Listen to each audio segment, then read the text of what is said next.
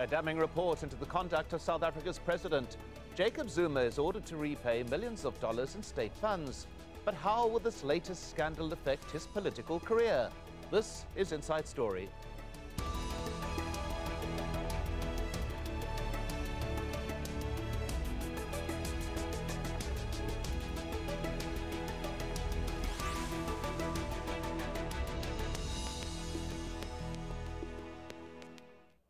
Hello and welcome to the program. I'm Hanna.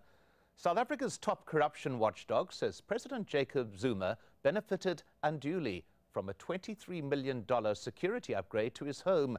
Refurbishments included a swimming pool, amphitheatre, visitor centre and cattle enclosure, all paid for out of state funds. The money was spent on Zuma's private home in Nkandla, in the east of the country.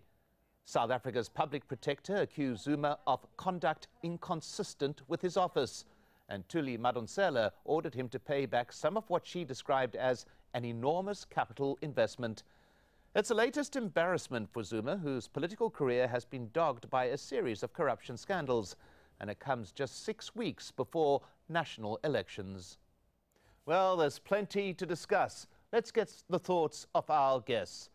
In Johannesburg, Andile Mngxitama from the opposition Economic Freedom Fighters Party. In our London studios, we have Heather Walker, editor of the South African weekly newspaper. Also joining us from Johannesburg is Khadija Patel, managing editor of the South African Votes website and a columnist with the Mail and Guardian, the newspaper that leaked the Nkandla draft report in November. Welcome to you all. Let's begin with Andile Mngxitama. Your initial reaction to the report that's been produced? This is a monumental corruption and an indication that our head of state is not in position to run a government, a clean government, including the several ministers who had blatantly lied to the nation. We know now that it could have been possible that our president did not know, and we have the evidence, of course, has always been there that the development was for his private use and taking taxpayers' money for that. There was no reason whatsoever for the president to allow these upgrades. In South Africa, the state president has several state houses. He should have used those in a country which needs every little resource to take care of the poor majority who still live in abject poverty. So this is an indication that the president should go and the minister should go and that this government should change. It has failed in the most important aspect of securing the national resources and governing in the interest of the people. Well, let's get, if I may, Andile, let's get an initial reaction from Khadija Patel, your view of this report. I think, many of us looked forward to this report, particularly about how it was going to come out against President Zuma, when the evidence against him certainly seemed to be very, very compelling, even without word from the public protector. But I think, once the report has been digested, and for now, most of us have only had a cursory look at its findings. Or, I mean, for now, it looks, to have, come out quite lightly against President Zuma, while the public protector does find him guilty of misconduct. I think the more damning findings are against his ministers, who are, seen to, have been running awry with state resources. Well, Heather Walker, your view on that the report may be rather light on Jacob Zuma, given that the public protector has found that he addressed Parliament in good faith when he said that he paid for his own houses. In other words, she did not find that he had lied to Parliament, which was a major issue. Indeed, it comes out now that it sounds like he very much did lie to Parliament and knew all along that the security upgrades were being paid for by the states and were not relevant in terms of security at all. in terms of what Khadija said, I think it is coming off lightly because we're not seeing just Zuma being involved. There's a number of public ministers and a chain of bad management coming all the way down the line in terms of people who didn't check the tenders properly and people without the correct knowledge of the law. So it doesn't look very good for Zuma or his cabinet, but at the same time the blame gets sort of spread around as opposed to directed at only one person, which means, as you say, that he gets off rather lightly in this situation. Well, let's just clarify what we are talking about here that Andile Mngxitama had brought up originally about the ministers being pinned by the public protector. She has said that the Minister of Police, the Minister of Public Works were guilty of improper conduct and maladministration.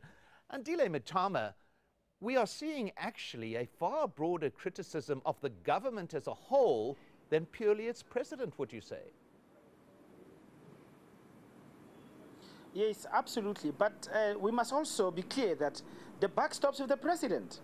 The idea that the head of state does not know what's going on, the fact that you allow your ministers to go out and to present themselves the way they did, you do not need rocket science to see that they were lying already when they tried to provide a cover for the president. There should have been massive actions at a time already against the minister. So in terms of responsibility, the president's head must roll because he ultimately is responsible for what happens in government. Over and above that, it has been too long that these investigations have been going on, lots of information coming out. The president has not said up to now that he will abandon that Nkandla house and surrender it to the nation to become a public property so that he doesn't benefit in whatever way privately. He seems to be happy, and we know that the public protector has no powers. So what sanction is going to happen? The president will go and stay in that house, will pay whatever he pays whenever he wants to. So basically this expenditure for his personal use will be as it is. It cannot be allowed. It should not be allowed. The president has failed the nation. Well, we'll get into a moment what sanctions there can be, but Heather Walker, I want to pick up that point. The public protector did say that Jacob Zuma should have reacted immediately the reports broke about this house back in 2009 and said he was remiss in not doing so at that particular stage. That's 4 years ago. Yes, even at the time he claimed that his family had spent its own money on the house, and it seems now from this report that that was a complete fabrication, that in fact the family did benefit from his so-called security upgrades. And yes, he should have reacted at the time. I don't think he knew at the time how much pressure would mount against him over this issue. Well, Khadija Patel, this is an issue. There has been pressure on this issue, but there's also been pressure on the public protector. She has come under attack from the governing ANC, from other sectors of the society who accused her of leaking reports, who accused her of conducting some kind of vendetta. The ANC has come out and said specifically she's attempting to influence the coming election. What does it say about the ruling party that it is taking issue with a person who has been constitutionally appointed to deal with matters such as this? I think, firstly, I mean, just on the surface, it tells a story of a ruling party that is certainly facing a lot of pressure. There was, very little room to spin this, this saga in any way positively for the ANC. No matter which way you look at it, President Zuma and his administration come out of this looking very badly. And for his ruling party preparing to contest an election in a couple of months, it certainly has not been easy to try and sway, the South African electorate to see things their way. I think that it was far easier to actually, come out aggressively against the public protector, accuse her of having a vendetta against the president, against, against the government, and, various other accusations that have been leveled against her over the last few months. We know that even, another minister in the Zuma cabinet has instituted, legal proceedings against the public protector over another report. So, and many people have seen, this and have described this as as President Zuma's, loyalists coming out to fight for him, where he doesn't have to do the dirty work himself, and others are doing it for him. But I think that importantly, what is important now is how the ANC reacts to this report now. We know that shortly they will be releasing a statement, they will be speaking to the media, and what comes out of that will be crucial. So too the official government response from this. I think that will be crucial to to understanding how exactly the government will be dealing with this. Are they going to come out saying we accept the findings and will commit to to rectifying government actions along the lines of the public protector's recommendations? That remains to be seen. However, I think what must be emphasized here is that in this sort of confusion and in this back and forth between the public protector and the ANC, there's mudslinging, that a lot of the rights of ordinary South Africans are often being undermined here. As Andile pointed out, that the reality of South Africa is that we still have a majority of people who are poor, a majority of people who are living in abject poverty, and who who see these pictures of a rather elaborate home, personal home of the president, and not quite sure exactly how does this impact on their life. And certainly the ruling party in some parts, particularly in the KwaZulu-Natal area, have lobbied their supporters and have lobbied their members to come out and actually say that the public protector has a vendetta against the president. We saw a march in Durban a couple of weeks ago where you had scores of people descending on the city centres, saying quite frankly that the public protector is biased and anything that comes out of a report cannot be taken seriously. So on the one hand you have that, but then on the other you have residents in places near Johannesburg like Bekkersdal, where last week the ANC were actually chased out of this area. Let's get to that particular point. If I may interrupt you there quickly, Khadija, my apologies, but let's just pause at this particular point and take a look at Jacob Zuma himself. Well, he's weathered his fair share of ups and downs. He was sacked as deputy president under Thabo Mbeki in 2005 after his financial advisor was convicted of corruption. He was then accused and acquitted of rape, while corruption charges against him were thrown out on a technicality. Scandals that may have sunk other political careers. But Zuma's image as a man of the people helped him to become president of the African National Congress in 2007 and president of South Africa 2 years later. His popularity, though, appears to be waning ahead of elections coming up in May. This was the reaction when he delivered his speech at a memorial for Nelson Mandela in December, and he was booed again at a football match at the same venue earlier this month. The question is, though, and I'd like to put this to Andile Mngxitama, he is the leader of a party. It is the party that is going to be standing in elections. What kind of impact is a report like this about Jacob Zuma and about his senior ministers going to have in the election? Is this where the people are going to be able to exercise the sanction that you said would not be forthcoming a bit earlier? Yeah, I mean, the ANC, the ruling party, is going to have a very difficult time explaining to the electorate why it should be retained to power with the same president who would be in power for another 5 years after these elections if it wins this election. So it's going to be very tough. It's going to be very difficult. And this election comes also against the background of massive protests from our communities who basically don't have basic services, and they need jobs, they need houses, they need land, and the ANC has failed. So if you take this kind of failure and a sense of neglect and self-interest, the ANC does not have a good message to send to the people. And certainly those of us who want a new and clean government would be calling on the electorate to ask these questions. Why should we give the ANC another chance to run this country when they had a chance they didn't? It is not just Zuma. Zuma is a symbolic representation of the rot that is endemic and is fundamental and is deep. And all, as we've seen, if the ministers who are supposed to protect the resources of the state have come out and lied and to protect clearly maladministration. So what is the redeeming feature for the ANC? I can't see none. 20 years after the ANC has been in power, there's very little to show in that direction of clean government and deliver in particular to the black majority. Apologies for interrupting you, Andile, but the ANC would contend very strongly that the lives of South Africans have got a lot better over the past 2 decades, that the ANC has struggled with the massive negative legacy of apartheid, and that the corner has been turned and that the country is progressing. That perhaps would be weighed against the report that we've seen, in which is specific about maladministration within the government. Where is the balance in this, Heather Walker?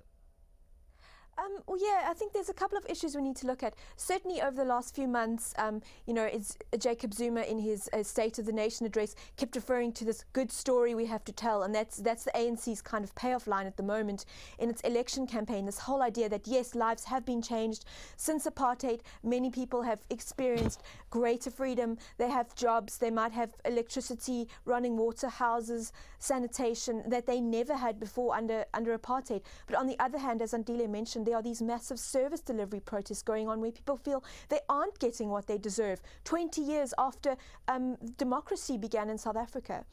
But the other issue is that Jacob Zuma is not the ANC. And many people will have realized this. Although they're very unhappy with him and his conduct, they still remain loyal to the ANC and its values and its ideals of its people, such as Mandela, Oliver Tambo, who fought for South Africa's freedom and ultimately helped South Africa to become democratic. So I think there's an emotional conflict there that people haven't maybe got over the stage of thinking we can't get rid of the ANC because we still feel loyal to the party, perhaps not its leader. Well, on that particular point, Khadija Patel, the ANC did not hesitate to recall a former President, Thabo Mbeki, with the backing of Jacob Zuma. It does appear incapable at this particular stage of taking any action against Zuma whatsoever. So I think that crucially what we have to do is distinguish between the ANC at the time of Mbeki's recall and the ANC that we have at the moment. And the ANC that we have at the moment, you know, there is the majority of the ANC is very, very pro-Zuma. That while there is a anti-Zuma, you know, faction within the ANC, it has by and large been, you know, outnumbered by you know, President Zuma's loyalists. We saw this in Mangaung, the ANC's electoral conference 2 years ago, where the you know what we call the ABZ faction, the anyone but Zuma faction, were you know were lost by an absolute landslide there. So I think that crucially we have to understand, you know, the difference between the ANC now and the ANC that you know that recalled former President Mbeki, where there was enough backing for that move, you know, to be enacted. There does not seem to be the same kind of backing for you know, for such a move at the moment. However, like I said, these are early days, and you know, we wait to see how the ANC actually reacts over the next few days. Well, Andile Mngxitama, I want to go with you on that particular point. You are actually a member of a political party whose founders were members of the ANC and who were largely instrumental of putting Jacob Zuma into power and rejecting Thabo Mbeki. Do you regret that now, clearly?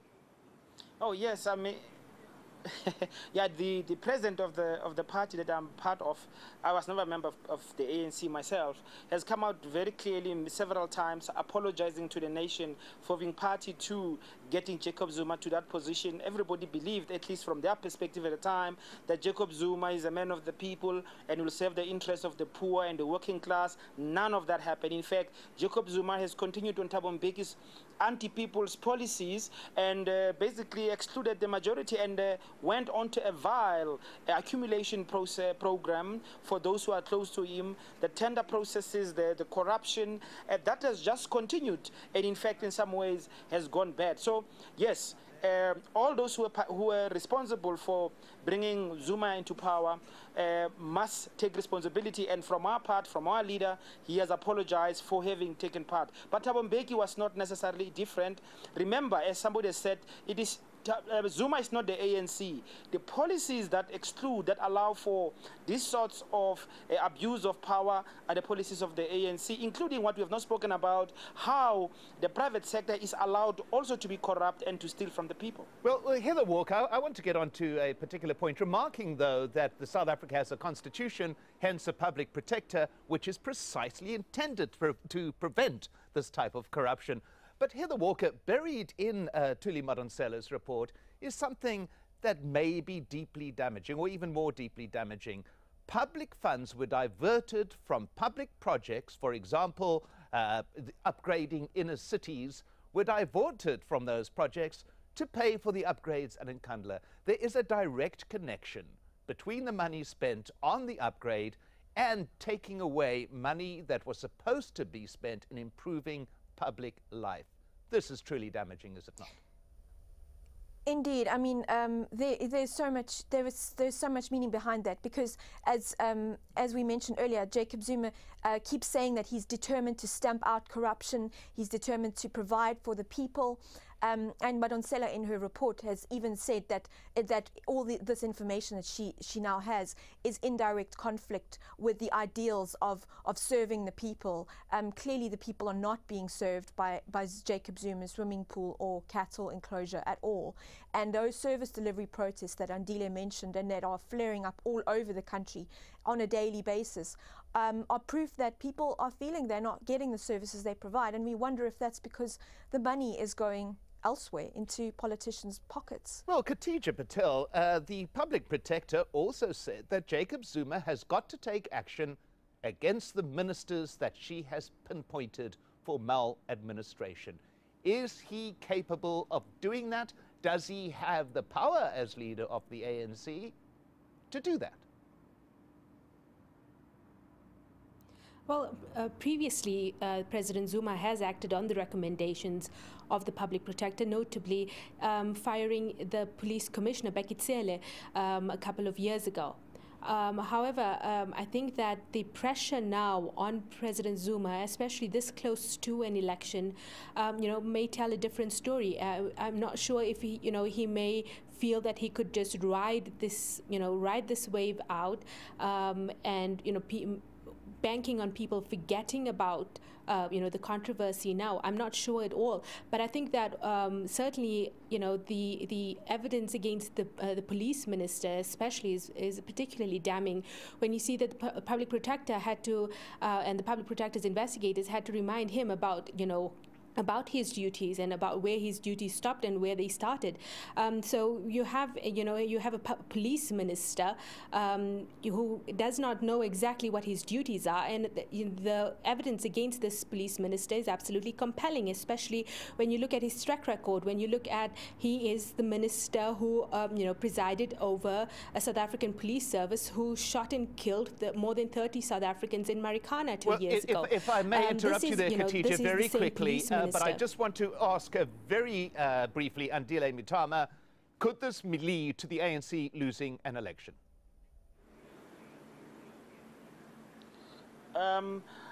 What I can say about the election, the ANC, is that, of course, this is going to have a massive dent on the ANC. The argument that is going to be put forward, and it cannot be answered. And in fact, the public protector is in a very difficult position because it's asking the same men who these ministers were protecting when they lied or when they did not apply the necessary protocols to take actions. It's impossible. This government has now been put to a position where it operates like a gang, like a mafia gang. So will the nation give it another chance to preside over the affairs of the nation? I don't think so. I think that the nation needs to give itself another chance, another alternative, and it cannot be the ANC. Neither the opposition parties that have been in power to up to this point, because corruption of the state and our politicians is not outside of the corruption that has been permitted for the private sector. Billions on billions of rand in this country are allowed to be stolen by the private sector, and the politicians join in there. We need a totally new system of governance, a clean system of governance that would include forcing politicians to use public services so that the services of our people can be improved. If you look at the healthcare, well, there will be an opportunity for that with the election that will be taking place in May. At that point, my thanks to our guests. Andile Mngxitama, Heather Walker and Khadija Patel. And a reminder, you can find this program and many more at aljazeera.com. Just follow the links for shows and Inside Story. Thanks for watching. I'm Mike Hanna. Goodbye for now.